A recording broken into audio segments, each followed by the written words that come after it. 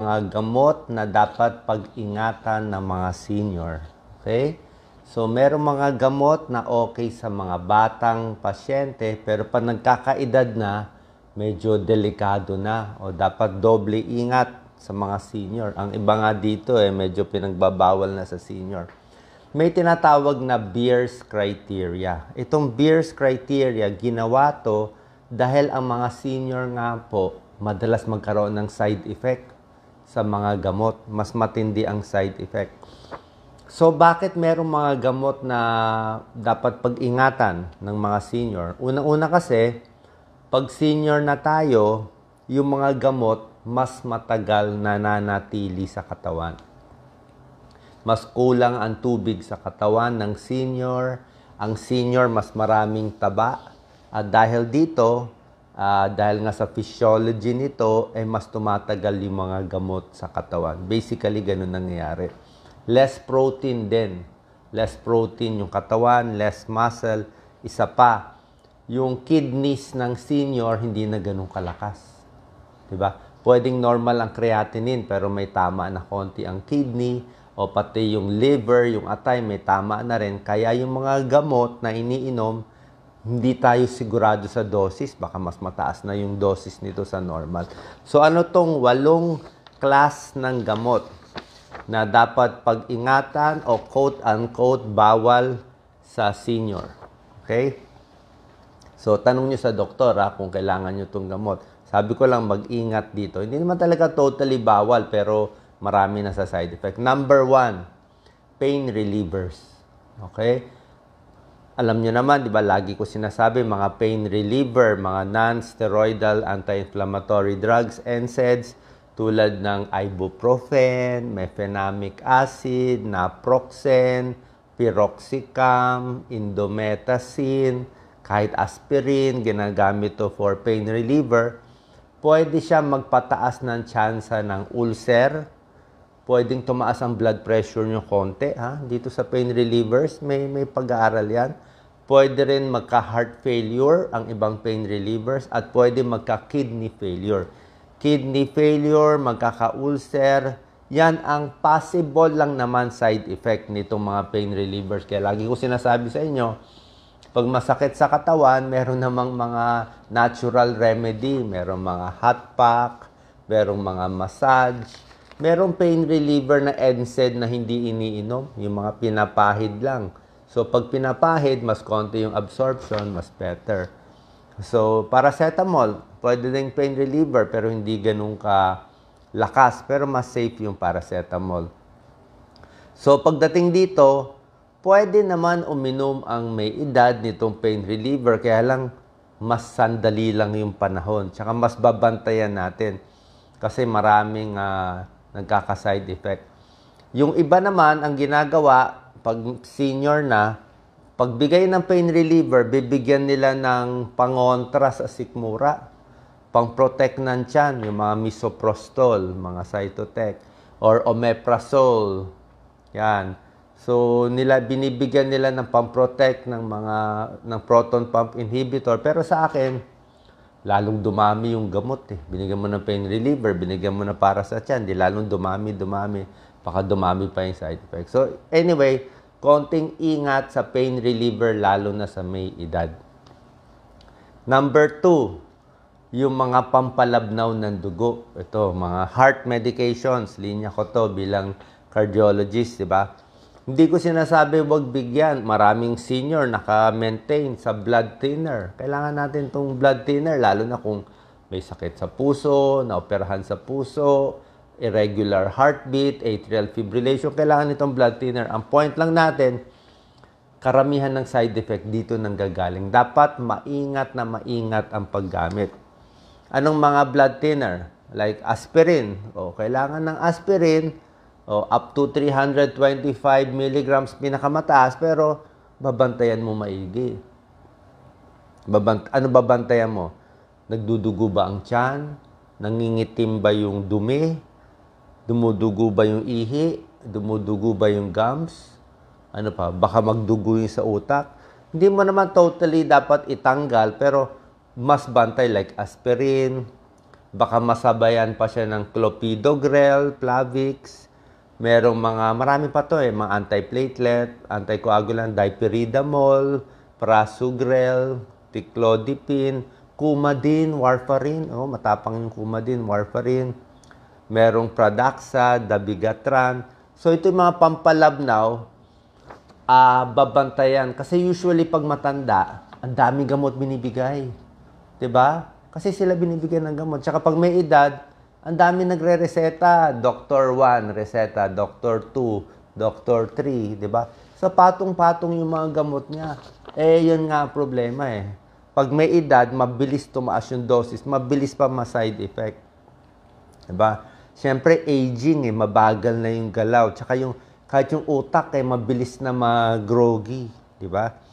So, ingat tayo sa blood thinner, ipaalam sa doktor kung ano yung mga babantayan. Oras na may nakita, tanggalin yung gamot. Or pwede low dose muna. Umpisa sa mababang dosis, unti-unti ang pagtaas sa matanda. Mga half dose muna, tingnan ko okay, bago unti-unti. Yung mga ibang gamot sa puso, digoxin, lanoxin, dati binibigay yan, mabilis din tumaas ang dose. Yung mga cordarone, amiodarone, ito yung mga binibigay namin pero matatapang na gamot. Basta yung doktor nyo nakabantay lagi. Yan ang point. Sa blood thinner, dapat bantay ang doktor. Isa pa, itong mga blood thinner, mga aspirin, warfarin, at ibang clopidogrel, Plavix, hindi siya maganda sinasabay sa NSAID pain reliever. Pampalabnaw ng dugo, isasabay sa pain reliever, hindi maganda. Kasi pareho sila nagpa-possible cause ng bleeding. NSAID, di ba? Sinabi ko sa'yo, pain reliever, nakakagasgas ng tiyan, dudugo. Blood thinner, pinapalabnaw yung dugo, dudugo din. So, mas malaking tiyan dumugo. Kaya nga, ang dami na ospital na senior na nakaganitong gamot. Okay. Hindi ko sinabi tanggalin totally Ang point is, kailangan bantay na bantay sa doktor. Number 3, antihistamine. Yan, yung mga para sa allergy. So, yung mga mas lumang gamot, mas hindi bagay sa may edad. Ano ba yung mga lumang gamot na antihistamine? Puro over-the-counter to, Ingat po. Mga Benadryl, diphenhydramine, di ba? Sa bata, okay yung diphenhydramine, Benadryl, di ba? Talagang pang-allergy, nakakaantok konti. Pero sa senior citizen, pag binigyan mo ng diphenhydramine, pwedeng iba ang tama sa may edad. Baka magsalita, iba pinagsasabi, ma-confuse, lumabo mata, constipated, dry mouth, hindi makaihi, side effect. Kasi nga matindi. Meron pang mga lumang antihistamine, mga chlorpheniramine. Yan, na magogroggy din sila dyan. Di ba? So, bakit sasabihin mo, ba't nung bata pa ako, okay lang? Ba't nung matanda ako, na lasing ako dyan sa gamot na yan?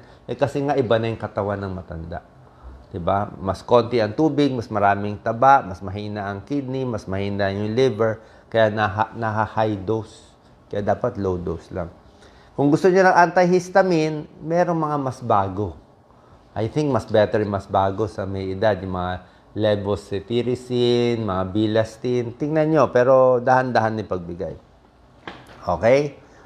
Number 4, ito, mga senior, pag-ingatan nyo. Sleeping pills, di ba? Sleeping pills. Ang daming may kailangan ng sleeping pills ngayon, hindi makatulog. Yan ang pinapareseta sa amin.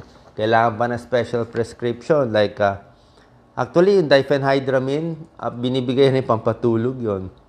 Merong mga esopiclone, mga Lunesta, Sonata, Zaleplon, Zolpidem. Marami pa. Sari-saring sleeping pills. Diba? Ano problema sa sleeping pills? Ang sleeping pills po talaga, para sa akin, ang epekto niya sandali lang. Parang, siguro at most, 1 week, 2 weeks mo lang inumin. Tsaka pag ininom mo kasi, parang pipilit ka maantok, medyo lasing ka Parang lasing ang feeling. Sakit sa ulo, lasing. Naaantok ka pero Pag naka-sleeping pills ka, kung hindi ka pa rin makatulog, paano ka pupunta sa banyo? Pagpunta mo sa banyo, mamaya hindi ka makahinga, bigla bumagsak ka, makatulog ka sa kubeta. Mahirap po. Oo. Kaya dapat sa may edad, timbangin. Ano benepisyo ng sleeping pills? Ano yung side effect? Kung mas matindi ang side effect, baka mahulog. Sa may edad, laging nahuhulog, bumabagsak. Unstable ka na, di ba? Kulang ang balance mo. Tapos, naka-sleeping pills ka pa. Baka okay lang, di ka makatulog. Di humiga na lang, di makatulog. Sa umaga naman, makakatulog ka eh. So, tingnan natin. Kung wala namang ganong benepisyo na, di tiis na lang sa higa-higa na lang tayo. Kaysa mag-sleeping pills na iba ang maging tama sa'yo. Okay? Number 5, ito pa isa. Pamparelax, mga benzodiazepine, di ba? Lagi natin, ito mga common to sa mga nervyos.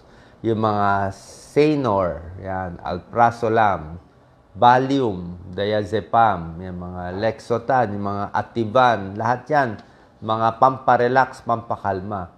Kung bata ka pa, okay to, relaxing. Pero sa may edad, minsan, iba yung epekto. Kahit nitong mga Valium, ang epekto sa may edad, mas natutumba, mas nauulyanin, mas nagogrogi sila. Oo, baka iba-iba mga sinasabi. So, ingat. Meron pa yung mga matatapang na pain reliever like opioids, mga Demerol, meperidine, yan, yung mga pentazocine. So, yung mga matatapang, baka mag-hallucinate pa Diba? So, yung ganito po, very ingat sa may edad, basically, halos bawal na to Talagang doktor lang talaga magbabantay sa iyo maigi. Ha? So, pag kayo-kayo lang, huwag nyo na subukan to, ha? Number 6 na gamot na mag-iingat ang may edad, lumang gamot sa diabetes. Okay? Pag may edad na, ang target natin ng blood sugar ay hindi na ganun kababa. Ulitin ko. Pag bata pa tayo, gusto mo, mayari, 40 and below, gusto mo yung blood sugar mo controlled. 100 lang, 105 lang milligrams per DL, controlled. Pero pag matanda na, hindi mo nahahabulin yung 100 na blood sugar. Delikado. Kasi ang delikado sa may edad, hypoglycemia. Pag bumagsak masyado ang blood sugar, ang daming emergency room visit. Yung mga naka-insulin, di ba?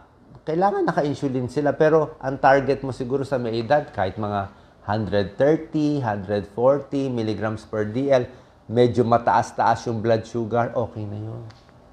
Hemoglobin A1C, kahit mga 7, o minsan 8, 7.5, pwede na sa may edad yun. Huwag mo na habulin yung mababang blood sugar kasi baka bumagsak masyado. Okay? Huwag din naman sobra taas. Pero ang point ko, hindi na kailangan sadsad. Okay? So, yung mga lumang gamot sa diabetes, like yung mga chlorpropamide, mga diabetes, mga luma, hindi na advisable sa may matatanda. Mga glyburide, mga luma, di ba? Tapos sa insulin, ingat. Baka mag-hypoglycemia, ma-confuse, shaky, sweaty, hungry, di ba? So, ingat. Sa blood pressure, pag senior na, pwede naman mataas-taas konti, mga 150 over 90, pwede na. Diba? Pero mas gusto mo pa rin controlled. Hindi mo rin papabayaan yung blood sugar o blood pressure. Gusto mo lang controlled, pero huwag ka lang mag-overshoot. Ibig sabihin, hinay-hinay lang. Number 7, mga muscle relaxant. Minsan, kung meron tayong mga sakit-sakit sa muscle, binabibigyan ng muscle relaxant O nasubukan ko to noon, sakit sa ulo, groggy. Mag-groggy ka, mga baclofen, cyclobenzaprine, methocarbamol. Ito yung mga usual na muscle relaxant na binibigay. Confusion, groggy, wag na lang sa elderly. Tapos baka maliit lang ang benepisyo, wag na lang po. Number 8, yung mga gamot sa utak. Yung mga antipsychotic drugs for schizophrenia, mga bipolar, o yung mga lumang gamot sa depression, yung mga luma, hindi yung mga bago. So, itong mga gamot sa utak, Minsan binibigay talaga. Ang point is, pag matanda, ganito. Low dose lang ang umpisa, dahan-dahan ang bigay. Swabe-swabe. Tapos unti-unti, padami ng padami. Kung wala naman kayo nakikitang benepisyo sa gamot, hindi nyo naman kailangan yung pain reliever, tigil na lang. Baka mas marami pang side effect, di ba? So, mas bantay lang yung may edad kasi hindi natin masabi, baka may sira na kidneys niya at baka iba ang tama. Tsaka pagdating ito sa mga doctors, actually, kahit mga doctors, hindi gaano alam itong topic na to. This is very, very new Medyo sensitive issue. So, yung mga medical trials kasi natin, yung mga pag-aaral na ginagawa ng doktor, mga evidence-based medicine, kadalasan ginagawa siya sa adults. Hindi kasama ang senior kadalasan sa trial Siguro edad 20 to 50 years old o 20 to 55, doon nila tinitingnan anong magandang dosis. Siguro, let's say, dosis ng gamot, 10 milligrams. Pang normal adults. Hindi na trial sa edad 65, 75 o 85 years old. So, possible na yung okay na dosis sa bata, overdose na sa matanda. Kaya pag matanda, lower dose. Minsan po half dose lang, may epekto na sa iyo. Kaya, tingnan natin, kung makukuha naman sa pinakamababang dosis, pinakakonting gamot, pwede na po. Okay? So, sana nakatulong tong video ko. Meron pa isang question. Gamot sa anemic. Hindi ko na sinulat dito, pero maraming gamot yung mag-iingat ang senior. Ang ferrous sulfate, isa yan. Ferrous sulfate ba? Nakatry na ba kayo ng ferrous sulfate? Yung amoy bakal, metallic. Medyo matapang din yan for senior. Minsan sumasakit ang tiyan. So, baka iba dito after meals. Okay? Salamat po. God bless po. Sana nakatulong tong video ko. Mga 8 bawal na gamot o pinag-iingatan na gamot, lalo na sa mga senior citizen. Share po natin sa mga senior citizen at sa mga anak nila para mabantayan yung pag-inom ng gamot nila. God bless po.